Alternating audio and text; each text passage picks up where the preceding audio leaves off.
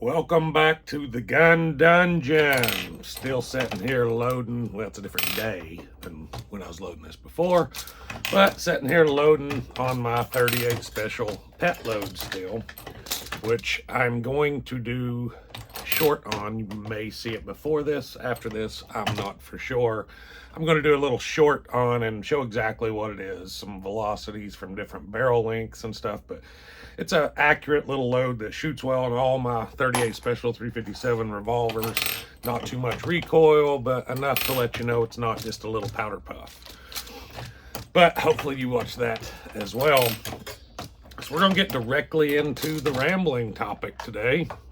And I may make some people angry today, because I know I spend a lot of time on forums, so I reference those a lot. I know this is highly talked about and a lot of people have them, but I'm going to talk about truck guns or vehicle specific guns. And I'm just going to go ahead and preface it with, I'm not a fan. I know there are scenarios where truck guns make sense, like if you have a farm and you have a farm truck and you have an old beater junk gun that you keep in your truck just to go out on the farm and dispatch predators, whatever. That makes sense to me. But I know a lot of people have guns that they put in their vehicle that aren't for varmint type use or whatever. They just drive around guns in their vehicle. And to me, it doesn't make a whole lot of sense. For one, your odds of your vehicle being broken into are higher than your odds of having to use that truck gun in any type of defensive scenario. Like I said, utility scenario on a farm or something like that makes sense. But even then, I wouldn't want to leave a vehicle with a gun in it outside where somebody could get into it, even at my house. Like I'm not a fan of even leaving a handgun in my vehicle in my own driveway, just because I'm not in control of that firearm at all times.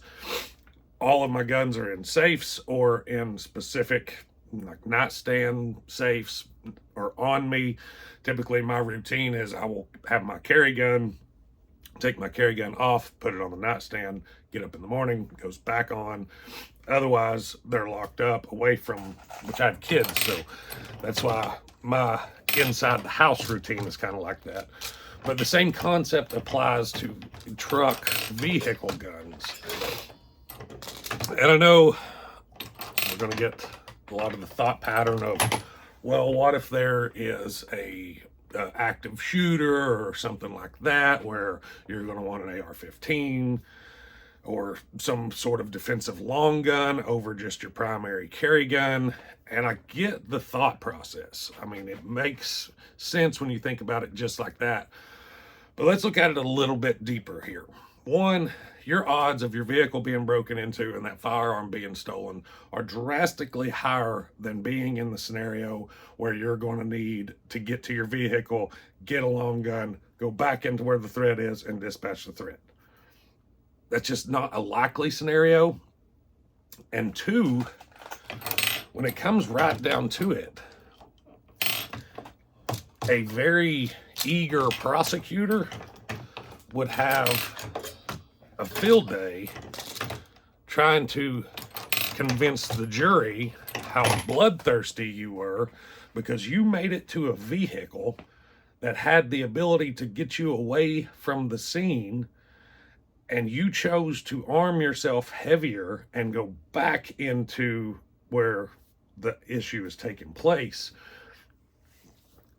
If you're not a police officer, you're going to have a hard time justifying that to an extent. Now, I don't base a lot of the things that I do off of what a prosecutor may or may not say. Like I carry reloads. A lot of people say that's a bad idea because you manufactured your ammunition and made it more deadly, and a prosecutor is going to come at you for that, which may be the case. The Punisher back plates and stuff. You see a lot of people talk about how a prosecutor would have a field day with that, saying you look bloodthirsty and stuff. But you know, those are two things that you decided on before you were in an active scenario. So in my opinion, and this is, everything I say is opinion, so there's no fact here. I'm not a lawyer. I'm not trying to give you legal advice or what to do, what not to do. But in my opinion, if my defensive shooting with my concealed carry gun comes down to whether I was carrying reloads or if I had a Punisher skull on my back plate, I've probably made some bad decisions leading up to this point.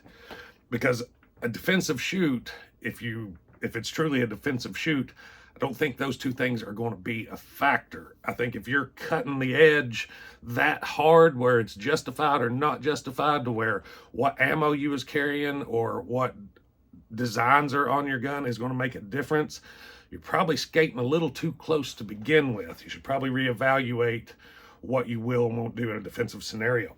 That's just my opinion, of course. So I don't base everything that I do off of what a prosecutor may or may not use against me. Typically, I go against the conventional thought and against the grain in the firearms community when it comes to that. But now this is one that I think, personally, would be very damning in a case where you may have ended up in court, to where if you got to a vehicle, armed yourself heavily, and then went back in, you're either going to look like a hero or you're going to look like a bloodthirsty villain. And that's going to be completely up to the jury.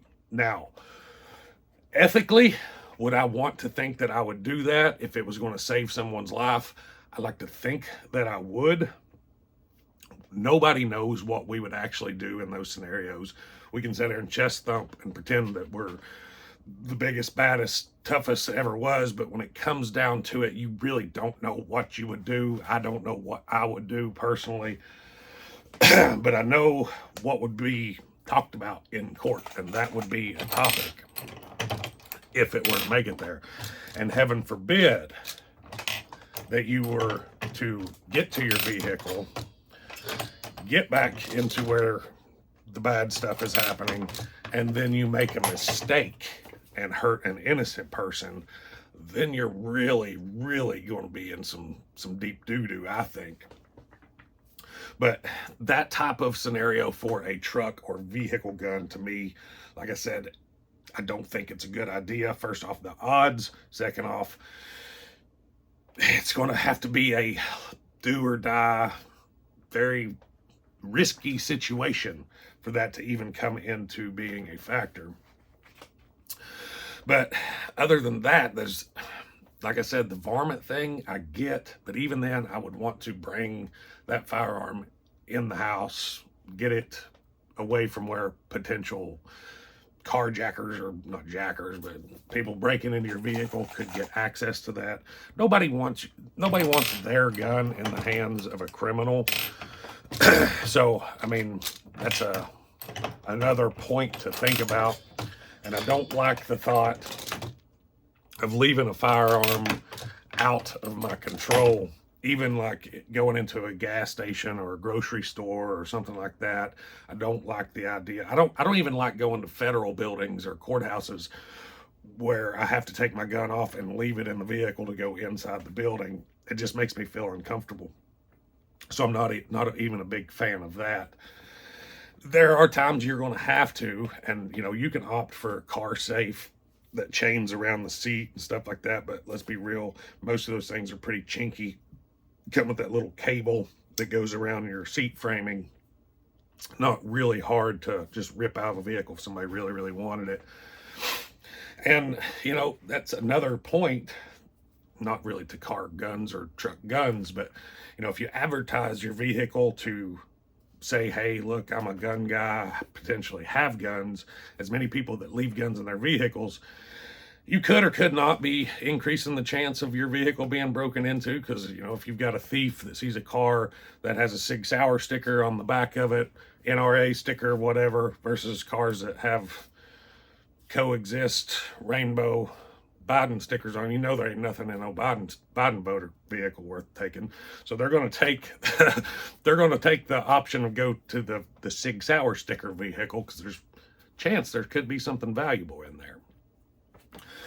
But like anything else, everybody has their own opinions. And I haven't talked through all of the scenarios, of course, to where a truck gun may be useful.